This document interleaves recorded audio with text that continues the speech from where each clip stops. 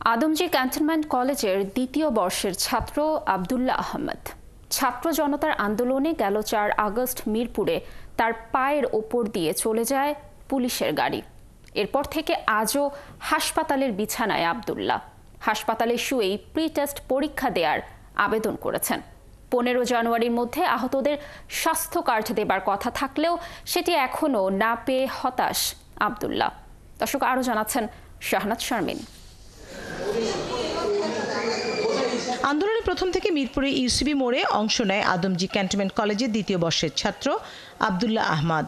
ইচ্ছে ছিল সেনাবাহিনীতে যোগ দেওয়ার, কিন্তু ৪ আগস্ট বিকেলে ভাঙা পায়ের মতো গুড়িয়ে যায় তার সেই স্বপ্ন। গেল ৫ মাস ধরে হাসপাতালই হয়ে উঠেছে তার ঘরবাড়ি। অসুস্থ অবস্থাতেও থেমে নেই তার পরীক্ষার প্রস্তুতি। হাসপাতালে থেকেই দিয়েছেন প্রি টেস্ট পরীক্ষা, এখন চলছে টেস্ট পরীক্ষার প্রস্তুতি। কারণ আমি চাচ্ছি না কোনো গ্যাপ হোক, আমার সেশন কোনো গ্যাপ হোক, কারণ হচ্ছে বাংলাদেশে এটা তো ভালো মতো দেখে না যে হচ্ছে একটা গ্যাপ হয়ে গেছে। এক্সাম দেওয়ার ট্রাই করতেছি, এখানে অনলাইন ক্লাসেস করতেছি যাতে এক্সামগুলো ভালো হয়। এখন আমার ইচ্ছা আছে যে কোনো বাইরের দেশে যদি পাবলিক ইউনিভার্সিটিতে হয় তাহলে তো এখানেই, আর যদি কোনো না হয় তাহলে হচ্ছে আমি বাইরের দেশে যে হচ্ছে ইঞ্জিনিয়ারিং করার ট্রাই করতেছি। চিকিৎসক বলছেন তার পা ক্ষতবিক্ষত ছিল, আর ৩ মাস পরই তার পায়ে লাগানো ফ্রেম খুলে দেওয়া যাবে। এরপর চলবে ফিজিওথেরাপি। আশা করা যায় আর ৩ মাসের মধ্যে আমরা ইনশাল্লাহ খুলে দিতে পারবো। ২-৩ মাস তারপরে ওর ফিজিওথেরাপি, নড়াচড়া করবে মোটামুটি, এটা নিয়েও নড়াচড়া করতে পারে। এরপরে খুলে ফেললে আশা করা যায় যে হাঁটাচলা করতে পারবে।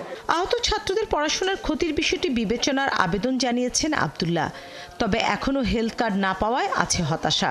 সেই সাথে তার উপলব্ধি, ক্ষমতা পেয়ে গেলে মানুষ অন্ধ হয়ে যায়। যদি কোনো ক্ষমতা পেয়ে যায়, ওরা হচ্ছে যত ভালো মানুষই হোক হয়তো হচ্ছে অন্ধ হয়ে যায় ক্ষমতার চোখে। তো হচ্ছে এই দিকটা একটু সচেতন থাকার লাগবে। যেমন আমাদের একটা হেলথ কার্ড দেওয়ার কথা ছিল ১ জানুয়ারির দিকে, ১ জানুয়ারিতে উদ্বোধন করেছিল, ১৫ জানুয়ারির মধ্যে সবাইকে দেওয়ার কথা ছিল, এখনও কেউ পায়নি হেলথ কার্ড যেটা। তো হচ্ছে একটু কিছু জায়গায় স্লো আসছে আর কি। আহতদের চিকিৎসায় সরকারকে আরও দ্রুত গতিতে কাজ করার অনুরোধ জানিয়েছে আন্দোলনের জুলাই অভ্যুত্থানে ভূমিকা রাখা এই শিক্ষার্থী। আরেকটু ফাস্ট হলে হয়তো ভালো হতো, কিন্তু তাদের সামর্থ্য মতো যথেষ্ট চেষ্টা করতেছে। শাহনাজ শারমিন, ৭১, ঢাকা।